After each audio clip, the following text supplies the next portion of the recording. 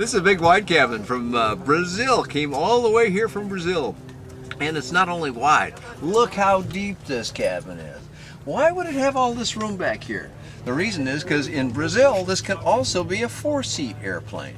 Works well as a 4-seater in Brazil, where it's often used by cattle ranchers in that vast country because they have to fly over a lot of heavily treed area to get to where their ranch is. This makes a nice little transport airplane for them.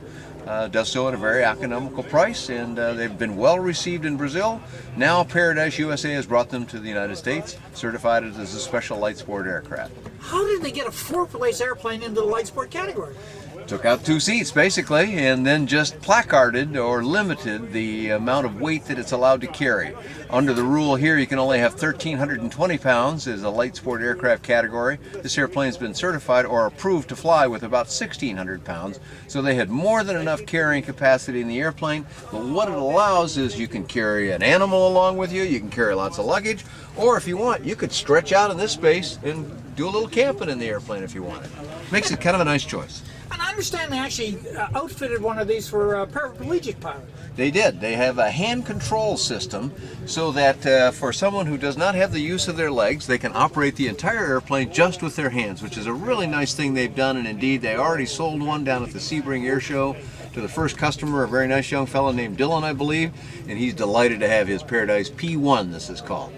And look at the interior finish to this. Very nice carbon fiber accents on the control wheel and on the door panels.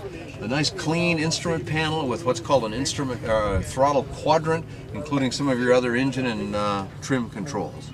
Now then, what type of construction you used in this? This is an all-metal airplane, well, except for some fiberglass components, but mostly a metal airplane, riveted structure throughout, and a conventional tri-gear setup, so very easy for a new pilot to get used to, very comfortable for an experienced pilot as well. Now, what type of control systems are used in it? Well, this one, another one that's kind of rare that we found out here in the Light Sport Aircraft Mall, uses control yokes, just like pilots are used to in their Cessna, Piper, Beechcraft. All those modern GA airplanes use a similar method of control, but also with full rudder pedals and toe brake construction. Now, does it have a steerable nose wheel on it as well? Yes, this has a steerable nose wheel and uses the popular Rotax 912 100 horsepower engine, turning a 3-blade prop in the front.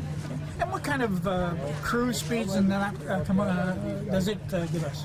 I think cruising this airplane is about in the 110 mile per hour range at a comfortable cruise, and can achieve slightly more than that with a little bit of extra push, which the engine is capable of delivering. And if they wanted to get more information, where would we go? You would go to paradiseaircraft.us, not .com, .us. So paradiseaircraft.us.